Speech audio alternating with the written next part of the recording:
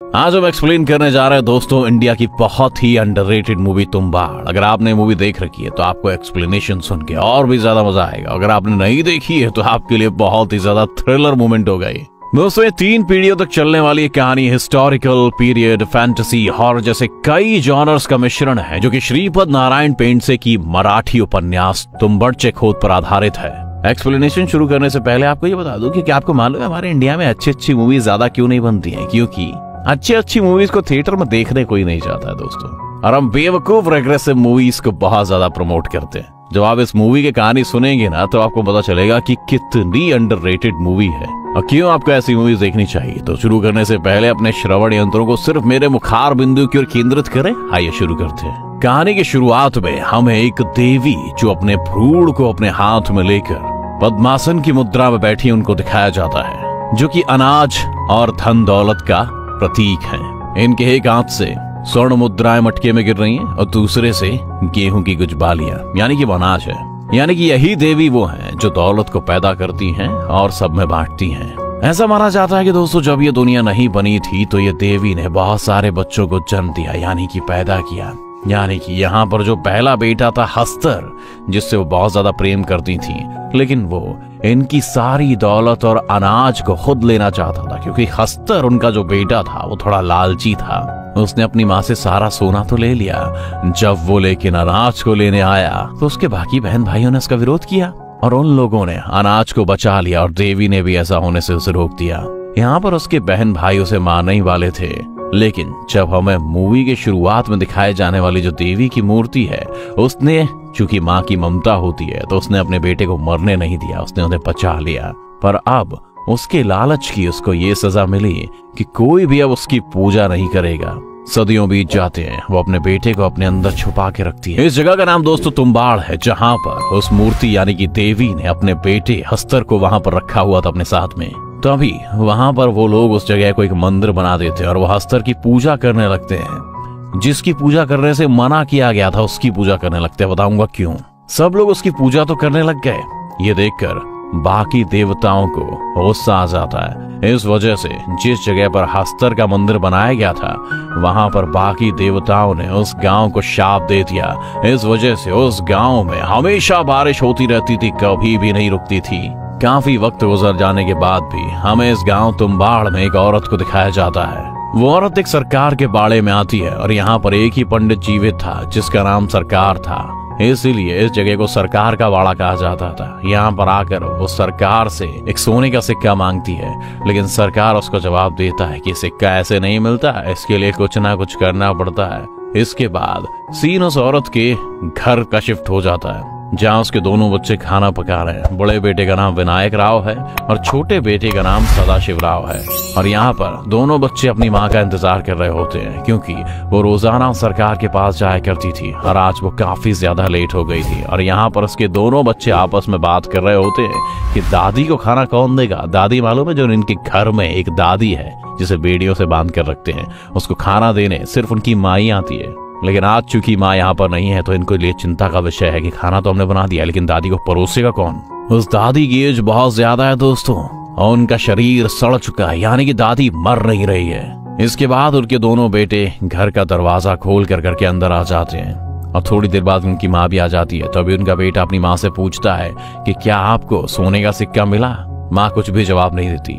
अब scene shift होता है सरकार के घर पर। सरकार की आंखें फटी रह गई, यानी कि सरकार की मृत्यु हो गई है। वो लोग उस सरकार का फ्यूनरल करते हैं। इसके बाद वो औरत अपने बेटों से कहती है कि वो लोग यहाँ पर अब नहीं रहेंगे। तो सभी लोग जानते हैं कि ये कहानी हमें बहुत ही पुरानी दिखाई गई दोस्तों। उस वक्त में गाड़ी मोटरसाइकिल नहीं हुआ करते थे।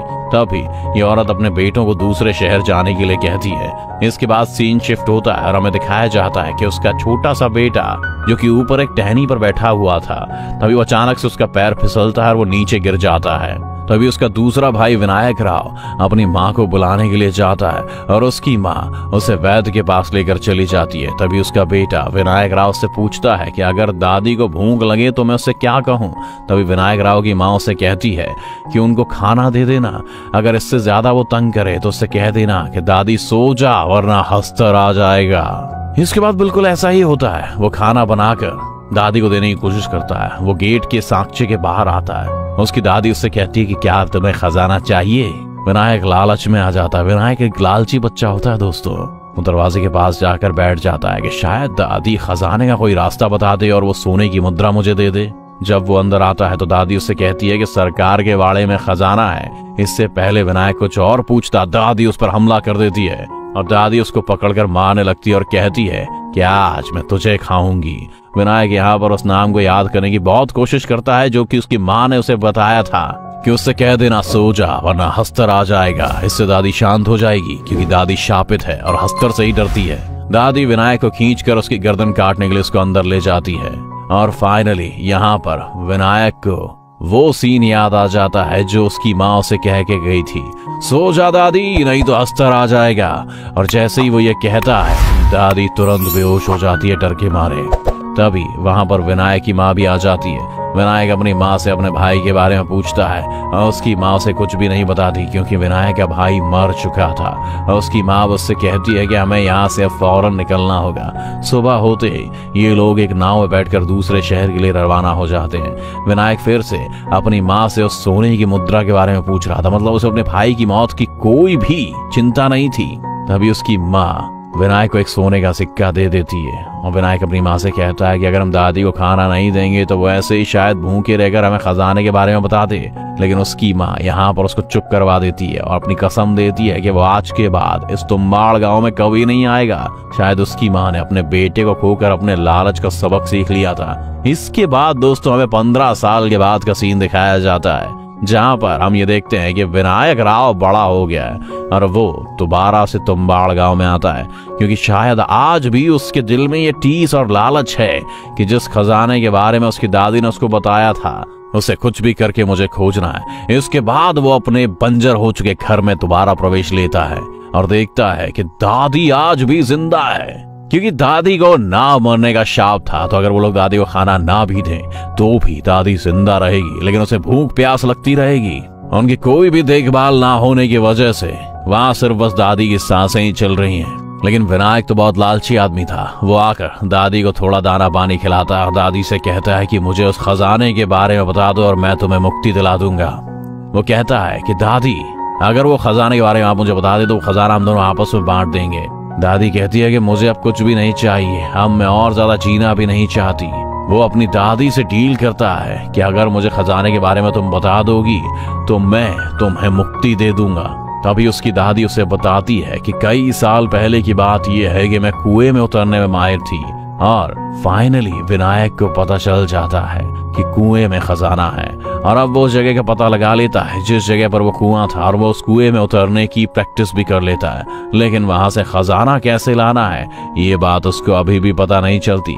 फिर विनायक दोबारा दादी के पास आता है और दादी उसको पूरा का पूरा राज बता देती है। इसके बाद विनायक दादी समेत अपने पूरे घर को आग लगा देता है क्योंकि उसने दादी से वादा किया था कि वो दादी को मुक्ति दे देगा। और अब जो वो सोने की मुद्रा लेकर अपने घर वापस आता है तो उसकी बीवी ने एक छोटा सा कारोबार शुरू किया था, ब्राह्मणी के हाथ से पीसा शुद्ध आटा। आप तो जानते हैं जातिवाद उस समय कितना फैला हुआ था हमारे देश में, जो कि आज भी अभी तक पूरी तरह खत्म नहीं हुआ है। वो अनाज पीस कर बेचती थी। यहाँ पर विनायक अपनी बीवी से कहता है कि मैं तुम्हें रानी बना दूंगा। अब हमारे पास बहुत ज्यादा पैसे आने वाले हैं और हमारे यहाँ पर दिन बदल जाएंगे और हम बहुत ज्यादा अमीर होने वाले हैं। अब फिर विनायक अगले दिन अपनी हालत ठीक करके उस पंडित के पास आता है जिससे उसने बहुत सारा कर्जा लिया हुआ था। वो उसको सोने की मुद्रा दिखाता है और उससे पूछता है कि ये कितने पैसे की है। और यहाँ पर विनायक अपना कर्ज वापस कर देता है जो उसने पंडित से लिया था। और अब विनायक इसी तरह कुछ दिन बाद तुम्बाड़ गांव जाता है और वहां से कुछ सोने के सिक्के लेकर आ जाता है। इनको शहर में आकर बेच देता था। इसी तरह वो दिन ब दिन बहुत ज्यादा अमीर होता जा रहा था और इसी तरह विनायक का घर भी बिल्कुल बदल गया था और उसकी हालत भी बहुत ही सुधर गई थी। अब उस पंडित के दिल में भी लालच आ गया था जिसके पास से विनायक ने कुछ पैसे लिए थे। और अब वो पंडित विनायक के पास जाता है और उससे कहता है कि वो उसे अपने काम में हिस्सेदार बनाना चाहता था। दरअसल पंडित को ये समझ में नहीं आ रहा था कि अचानक से इसके पास इतनी सोने की मुद्राएं कहां से आ गई है। वो इस बात का पता लगाना चाहता था, लेकिन विनायक उस पंडित से कह देता है कि मैं तुम्हारे साथ कोई भी व्यापार करने के लिए तैयार नहीं हूँ। उस पंडित को उस पर शक हो जाता है, इसलिए वो उसका पीछा करने लगता है। फिर वो पंडित 2 दिन के लिए एक औरत को पैसे देता है कि वो विनायक के साथ रहे, तभी वो तुम्बाड़ गांव जाकर उस खजाने का पता करेगा।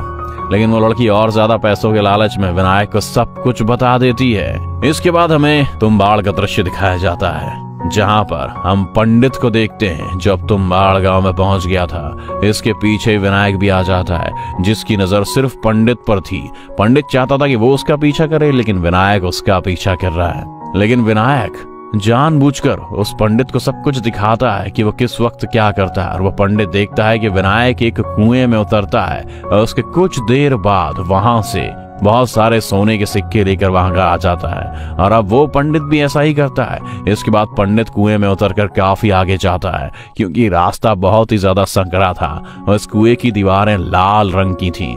यहाँ पर साफ महसूस हो रहा था कि कोई सांस ले रहा है। और यहाँ पर पंडित एक छोटे से संदूक को देखता है। जब वो खोल कर देखता है तो उसमें एक छोटी सी आटे की गुड़िया निकलती है, और जब वो उस गुड़िया को पकड़ता है तो तभी हस्तर को अनाज की खुशबू आ जाती है। अब वो हस्तर उस गुड़िया के साथ पंडित को भी खा जाता है। इसके थोड़ी देर बाद ही वहां पर विनायक भी आ जाता है और वो देखता है कि पंडित का भी वही हाल था जो उसकी दादी का हुआ था। लेकिन पंडित ने कभी शायद विनायक की मदद की थी, इसलिए वो उसकी मदद करना चाहता था और उसको उसकी जान से आजाद कर देता है, क्योंकि शायद वो बहुत ज्यादा दर्द में था। इसीलिए यहाँ पर एक वरदान था, क्योंकि इंसान कभी भी हमेशा जिंदा नहीं रह सकता।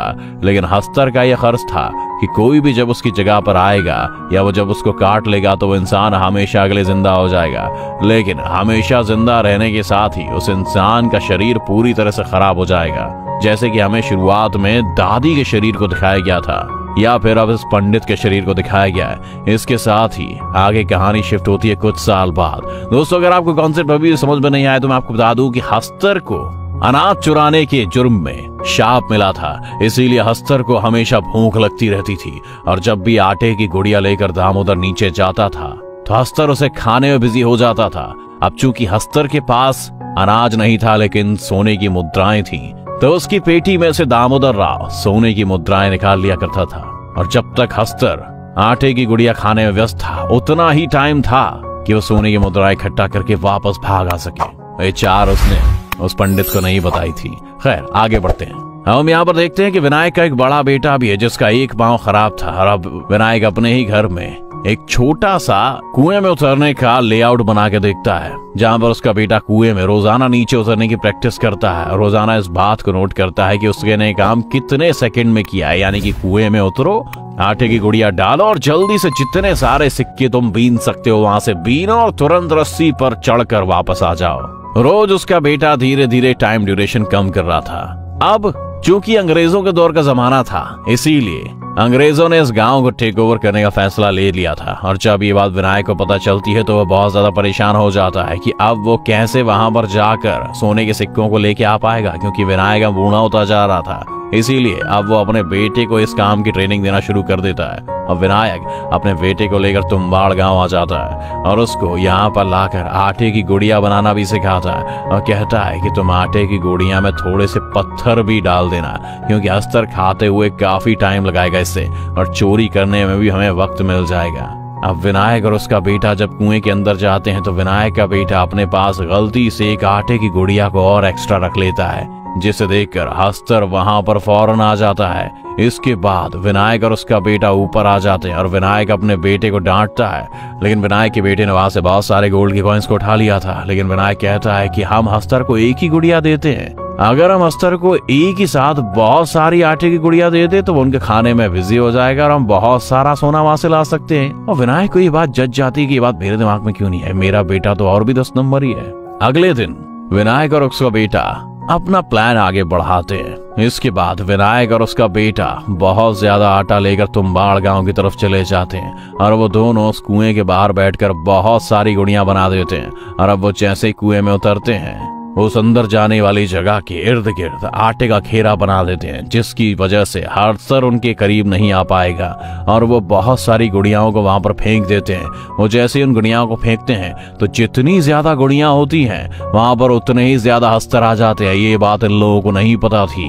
लेकिन जो उन लोगों ने आटे का दायरा बनाया था उसके पास हस्तर नहीं आ सकते थे, क्योंकि उसका कारण ये था कि हस्तर ने अपनी माँ से सारी दौलत ले ली थी। लेकिन जब वो अनाज लेने लगा था तो उसके भाइयों ने उस पर हमला कर दिया था और उसके ऊपर इस बात का शाप था कि वो अनाज को अपने हाथों से नहीं ले सकता। तो यहाँ पर अनाज हस्तर को इंसान खुद दे रहे थे, तो इतने साल के बाद उस अनाज को क्यों ना खाता, इसीलिए वो उस दायरे को पार नहीं कर सकता था। अब काफी रात हो चुकी थी। विनायक और उसका बेटा उसी दायरे में बैठे थे। वो इस बात का इंतजार कर रहे थे कि जैसे ही गुड़िया खत्म हो हस्तर की तादाद भी खत्म हो जाएगी।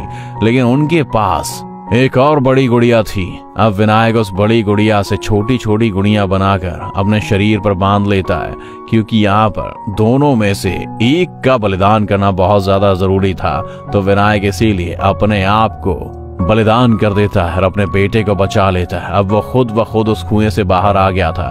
तो जैसे ही हस्तर विनायक के पीछे जाते हैं और इस घेरे से छूकर सारे हस्तर मर जाते हैं, और फिर एक ऐसा मोमेंट आता है जहां पर सभी हस्तर मर गए थे और अब विनायक का बेटा भी कुएं से बाहर आ जाता है। फिर जब वो कुएं से आकर अपने पिता को देखता है तो विनायक की भी वही हालत हो चुकी थी जो कि उसकी दादी और उस पंडित की हुई थी।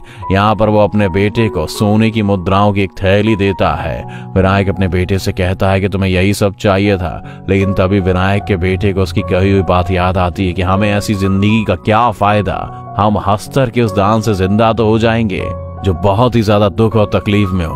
और यही सब सोचकर वो अपने पिता के शरीर में आग लगा देता है। इस मूवी से हमें ये सीख मिलती है कि लालच एक बहुत ही बुरी बला है। तुम्बाड़ में लालच और प्रेत आत्मा की अजब कहानी दिखाई गई दोस्तों। विनायक अपने लालच के लिए हस्तर का शोषण करता नजर आता है। फिल्म की यही बात उसे बाकी फिल्मों से अलग करती है दोस्तों, और ये बहुत ही यूनिक फिल्म है। अगर आपको मेरी आवाज में ये फिल्म पसंद आई हो दोस्तों तो हमारे वीडियो को जरूर लाइक कर दें, नहीं तो इसे डिसलाइक कर दें और कोई ना कोई रिएक्शन जरूर दें। और अगर आप मेरी आवाज में और भी वीडियोस देखना चाहते हैं तो हमारे चैनल को जरूर सब्सक्राइब करें। धन्यवाद।